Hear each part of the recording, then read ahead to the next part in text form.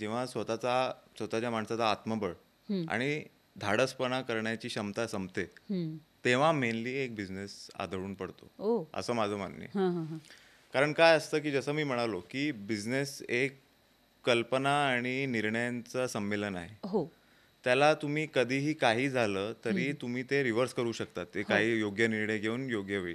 पण जर का तुमचं ती धाडसपणा करण्याची क्षमताच संपणार, मग तुम्हाला तुमचं डोकं पण त्या दिशेने चालणार नाही, म्हणजे तुम्ही डेअरिंग केली नाही तर तुमचं डोकंही चालणार नाही आणि तुम्ही निष्क्रिय व्हाल, निष्क्रिय व्हाल. इनॅक्टिव्ह व्हाल असं अगदी हां.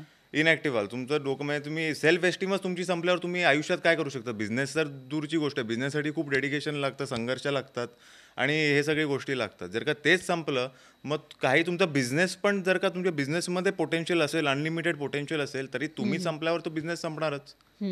खरंय. आणि काय असतं की खूप वेळा जेव्हा नवीन लोक कल्पना घेऊन येतात, जेव्हा नवीन लोक कल्पना घेऊन येतात ना, ते मार्केटच्या दृष्टिकोनाने एका बिझनेसकडे आणि त्या प्रोडक्टकडे बघत नाही.